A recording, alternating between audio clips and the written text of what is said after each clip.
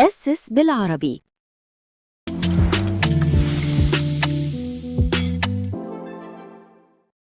مشاهدي أسس بالعربي، أهلا وسهلا بيكم في الحلقة رقم 3 شابتر 3 من كورس المدرب الشخصي نسم CBT 7 بشرح بالعربي، ألا وهو بعنوان The Psychology of Exercise.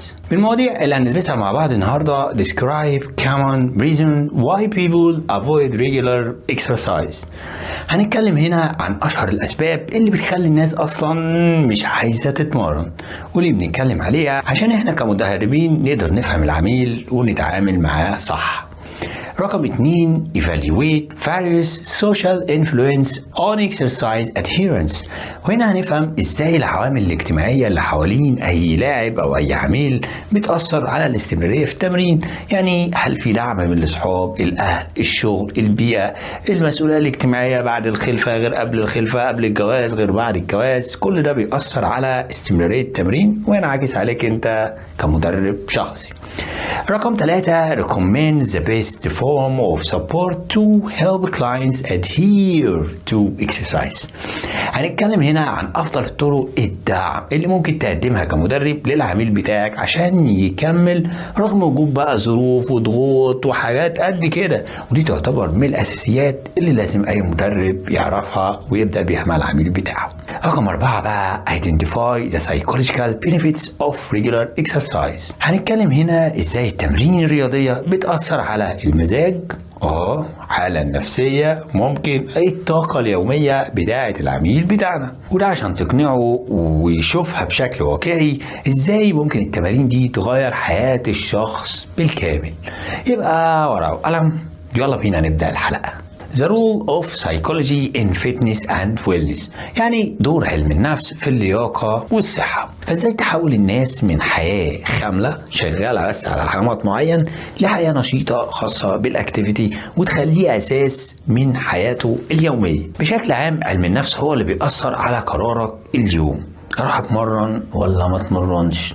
العلماء مثلا قالوا لك ان اغلب القرارات المسيطره علينا في اليوم بتخلينا ننفذ حاجات معينه هي عباره عن حاجات احنا مرينا بيها. مشاعر مثلا على سبيل المثال، والله كل ما بشرب من البتاعه دي بطني بتوجعني فمش هشرب فخد القرار، او كل ما بروح الجيم بيطلع عيني فمش لازم اكمل.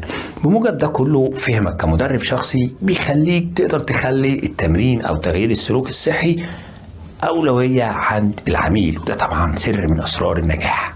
مع معرفة كويسة للأهداف والعوائق المشاكل اللي ممكن تحصل وزيادة ثقة النفس للعميل، ده كله ينعكس في الآخر إن العميل يتبنى نمط صحي ويستمر في التمرين وينعكس عليه كمدرب شخصي. يعني لو هديك مثال، عميل بقاله فترة ما بيجيش ورجع بعديها عشان يتمرن، أهم حاجة تفهم هو ليه قرر دلوقتي بالذات إنه يرجع التمرين. تفهم إيه التحديات اللي وقفته قبل كده عشان تقدر تديله بدايل. واحد مثلا ما عندوش وقت، ده الجديد عنده، والله وقتي كله مشغول. إزاي تخلق وقت التمرين ده وتخليه أولوية؟ ده كله دور علم النفس. ومش بس كده، كمان التحفيز، ودي حاجة مهمة جدا. يعني مهما حصلت من ظروف العميل لازم يجي يتمرن. انا ما بقولكش اشتغل معالج نفساني، دي مش شغلتك، لكن ازاي تستخدم بعض ادوات علم النفس عشان تقدر تفهم منها التواصل الجيد، فهم السلوك البشري ليه عمل كده، وتقدر تقدم على اساس ده كله من خلال استماعك كويس ليه الحلول المناسبة. في الاكسباند هنا يور نوليدج، وسع نطاق المعرفة بتاعك. بيقول لك ان التواصل مش بس كلام، ده في جزء منه عبارة عن اشارات non verbal communication. يعني مثلا يا عم روح بقى، بص شوف الحركة دي حسيت، او يا عم روح بقى بص الفرق بين الاتنين.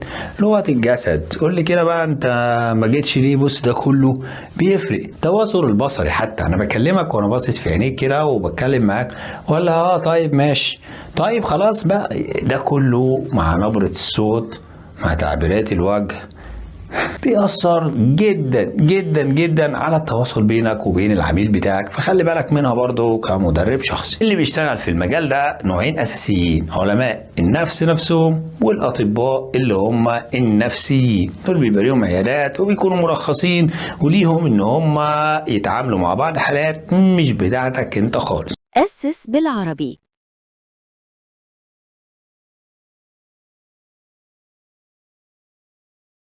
This is the most professional master trainer in the Middle East, Coach Ahmed Megahype,